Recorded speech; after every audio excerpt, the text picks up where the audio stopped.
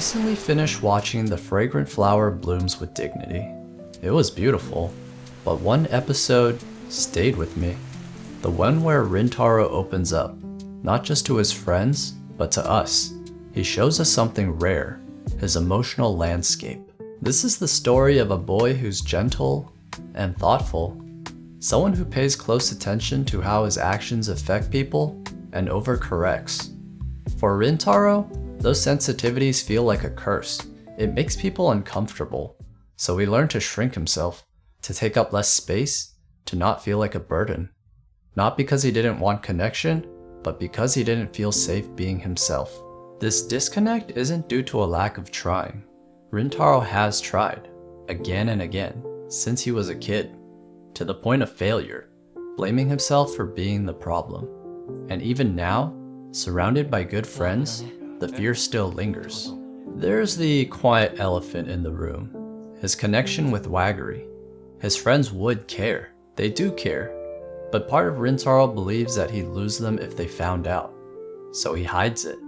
Not because he's insincere or doesn't trust them, but because he doesn't want to need anything from anyone. He's supposed to be the easygoing guy, the chill one, and because he looks scary, he compensates by being gentle. But in Rintaro's language, gentleness means never asking for help, not to deceive his friends, but to not burden them. On the surface, this seems noble, but he's lying to himself. His friends are good people. When he showed up with a massive forehead injury, they asked. He brushed it off as hitting his head. Sure thing, dude.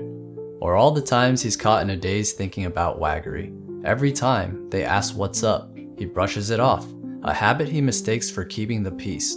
The worst part is, he knows that they care, but the fear speaks louder than what's obvious. So he stays silent. He shoulders everything alone, in guilt. It's awkward because they want to help, but they also respect his space. And it's sad because they really don't know much about Rintaro, that he lives in a cake shop, that he has an older brother, that he has an amazing bond with his mom. Rintaro's friends are curious, but Rintaro keeps feeding this illusion, that silence is protecting their trust. Trust that hasn't been earned yet, because he's the one breaking it. Okay, to be fair, his friends break that trust too. They tail him. Can you blame them?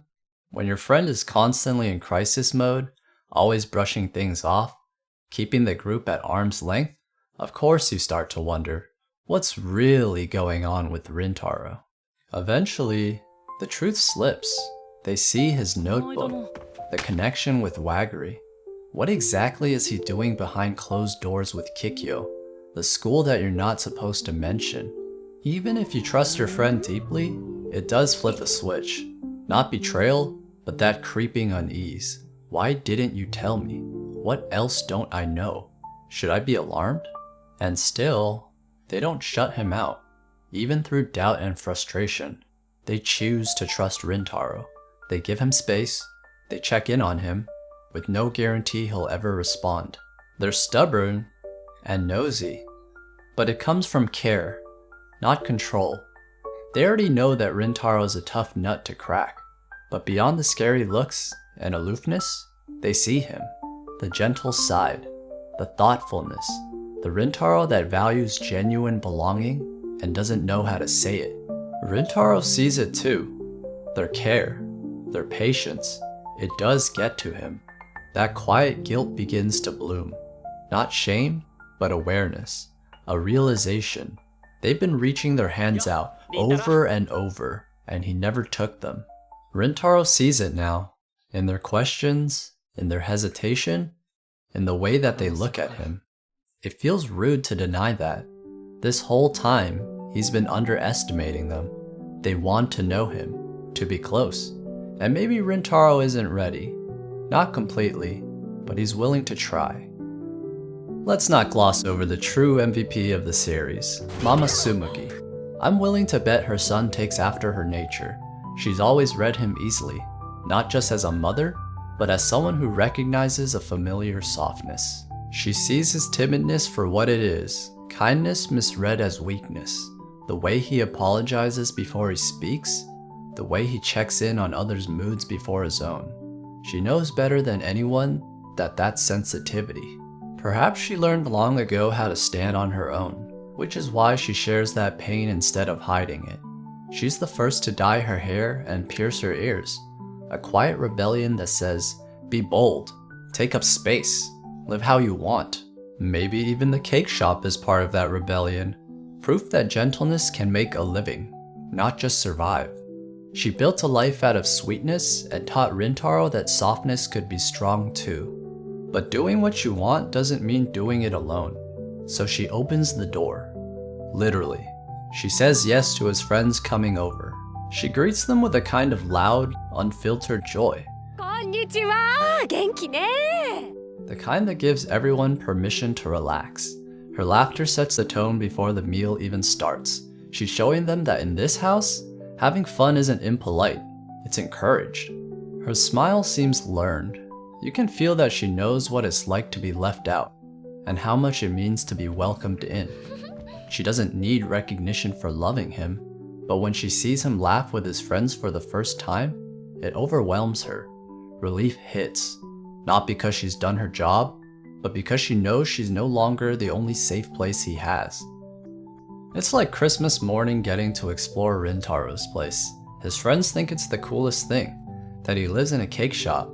His mom's energetic, the house spotless, the vibe surprisingly normal.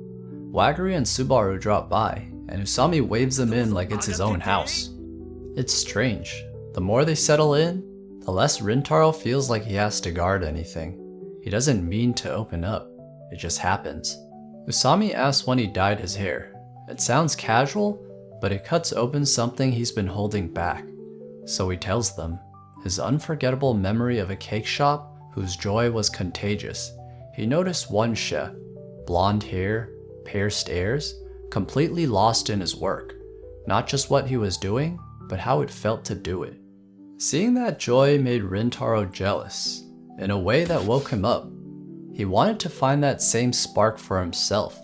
For so long, he'd convinced himself he didn't deserve joy, that happiness belonged to other people.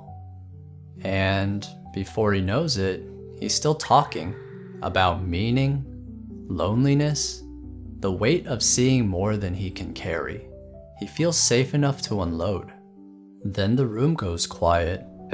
He realizes how much he's revealed, the kind of thing that used to get him strange looks. He defaults to apologizing for bringing the mood down. But no one finds it awkward. The silence just feels full, like it's unmistakably Rintaro to see life that deeply. His friends mirror the safety his mom modeled. You don't need permission to exist. They're simply glad he's finally sharing who he is. Even then, Rintaro overcorrects, trying to make light of it. Usami just shrugs and says he's not a burden. You're actually pretty cool, he adds nonchalantly, mid-bite. They don't laugh when Rintaro jokes that no one looked him in the eye in middle school. They don't bulldoze through his feelings or make him feel wrong for having them. They take him seriously, listening with open ears. Rintaro had been wrong about them all along. It wasn't his friends who were judgmental, it was him for assuming they would be. Rintaro wasn't wrong for having his walls. It's hard to find people who make you feel safe enough to take them down. The world often punishes softness. So when you find friends who allow it, you still catch yourself wondering if it's okay to take up that space. The hardest part is just figuring out who's worth trusting.